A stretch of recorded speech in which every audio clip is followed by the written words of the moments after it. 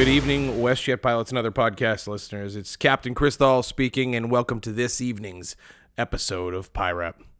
It's just me giving you the update tonight. Everybody else is quite busy downstairs in the several negotiating rooms that we have.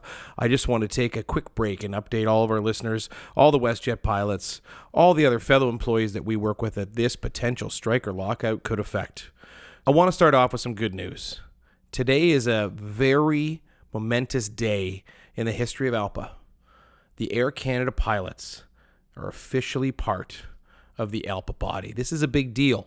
For those that don't know, Air Canada is a pilot group of nearly 5,000 pilots, which added their names to the all-important Canadian list of pilots under the ALPA banner. And with this, we are able to far more effectively influence government as well as our companies as we all search and push towards the North American standard wage we all deserve.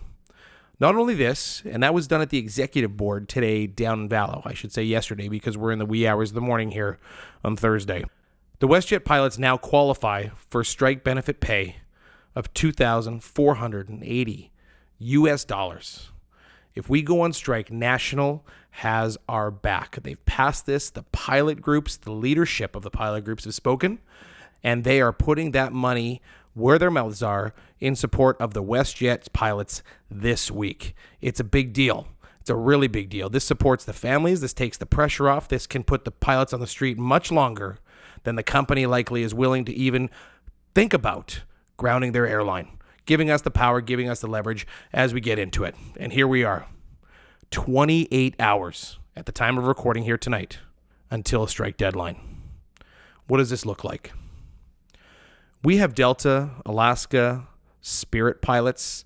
They are all in Canada. They are all ready to go.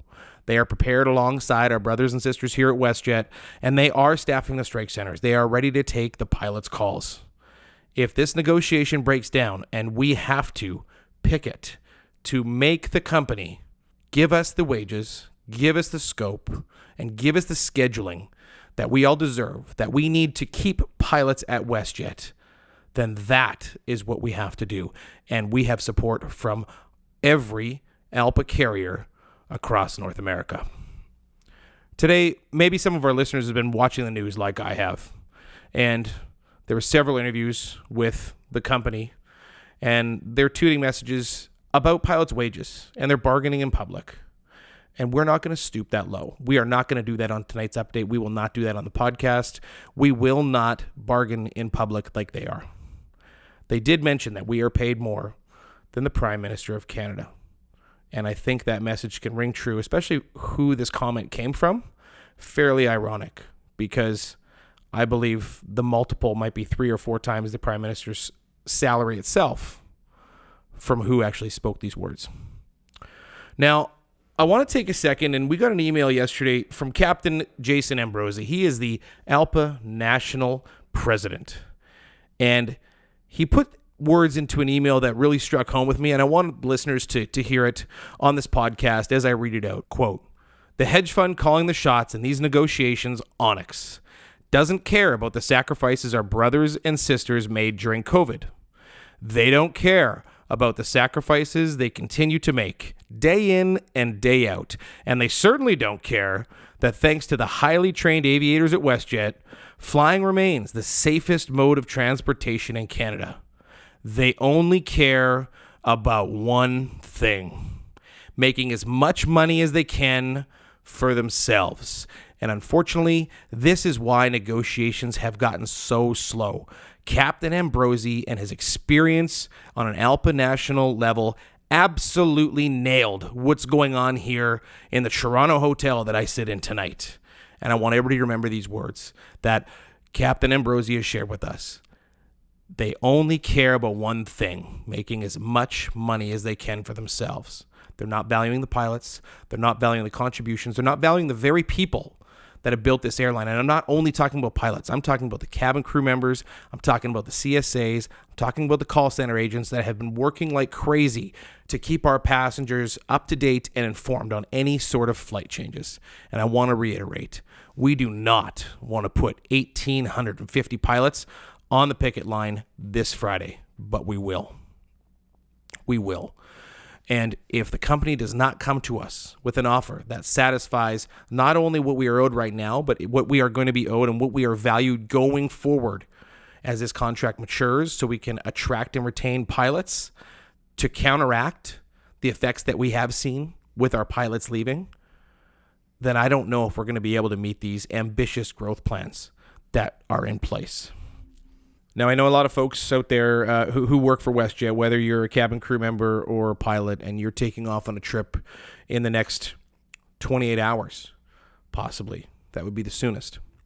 There's a lot of anxiety. You don't know if you're going to make it home. You're wondering what your suitcase is going to look like when you leave. And we need everybody to know that we have the best interest of this company at heart, especially the pilots of this company. And we're going to do what it takes. And for the pilots that haven't reviewed the strike QRH, I encourage you to find the link, click on it, open it, and read it. Our strike centers are staffed with very knowledgeable pilots. They have been training all week for what could possibly occur here Friday at 3 a.m.